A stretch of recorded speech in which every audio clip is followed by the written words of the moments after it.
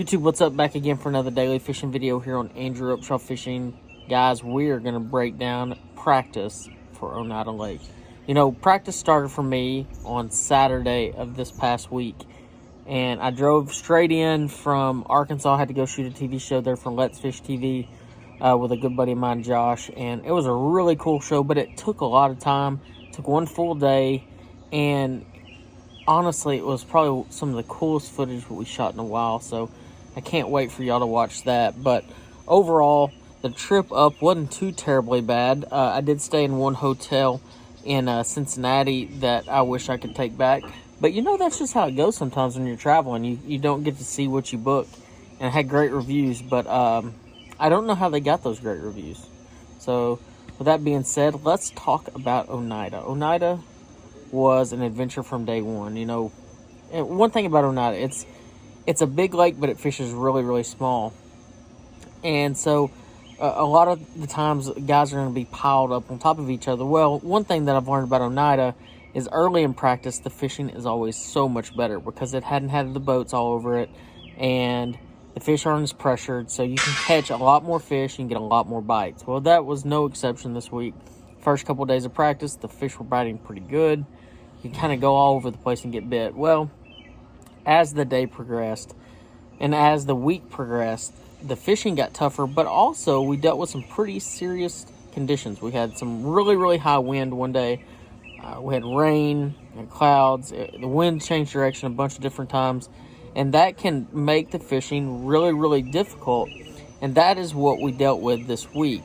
At one point, I had some motor issues.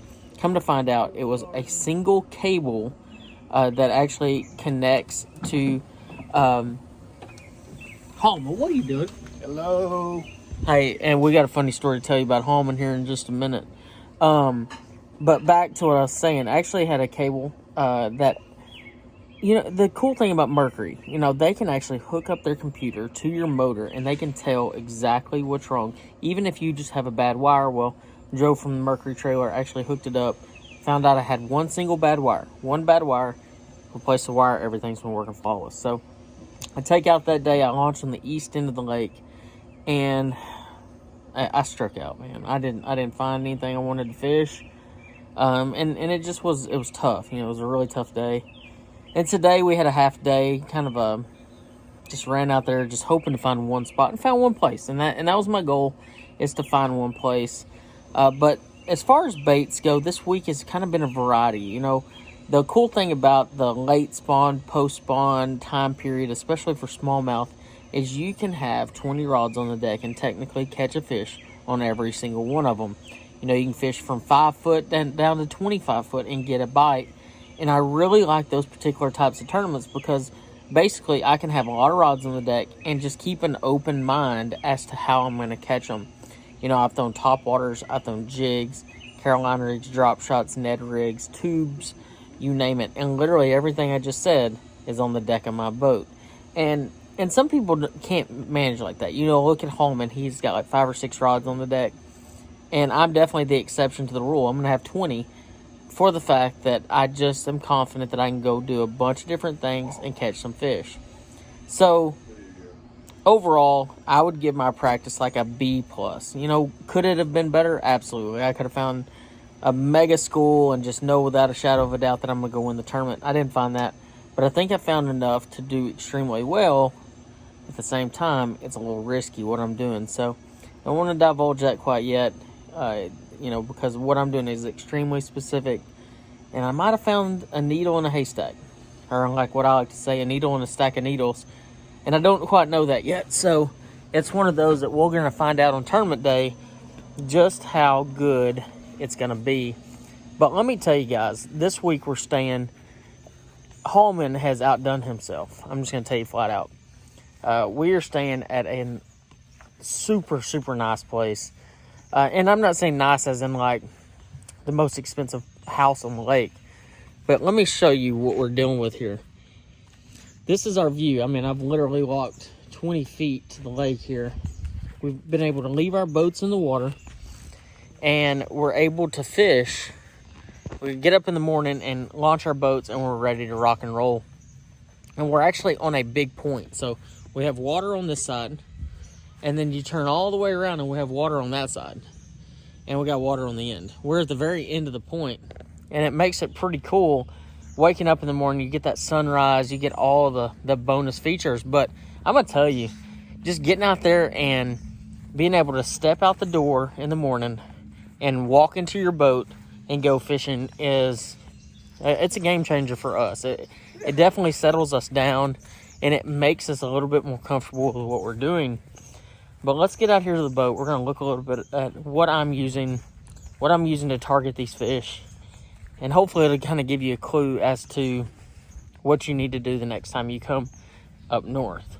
But overall, I've talked to every one of our guys in the house. And this week we have John Sukup, Matt Pangrack, we have Hallman, and myself. And honestly, I wouldn't be shocked whatsoever if at least one or a couple of us make the top 10 this week. But this is my boat. I'm on the water. I'm going to tell you guys, it is amazing to be able to walk out on my boat, sit down here, work on my tackle all day, and get ready for this tournament. But as you can see, I've got a lot of rods out, and I've got all my spinning rods on one side, and I got all my bait casters on the other side, and then I've got about another 6 rods rigged inside the box, ready to go at any given time. And I think it's really important to be prepared in that situation, so you can know exactly what to fish with. But more importantly, one thing that I'm going to use this week, and hopefully I use it a lot, is a scale. And I can't stress the importance enough as having a good scale. And in this case, I'm also using a good balance beam. This is just this is what we balance our fish with. So it's a quick way to cull, but the scale is way more precise. So no more of that guessing, saying, oh, I've got 3 4-pounders. But in reality, did you actually have 3 4-pounders, or did you have 3 3 3/4? And that way I know exactly the weight that I have, and therefore I know exactly what I need to catch to do well. Now, one of my favorite things to talk about, and if you've ever watched my channel, let me be honest, you haven't watched any pre-tournament videos for me this year because I haven't shot any of them. And there's a reason for that.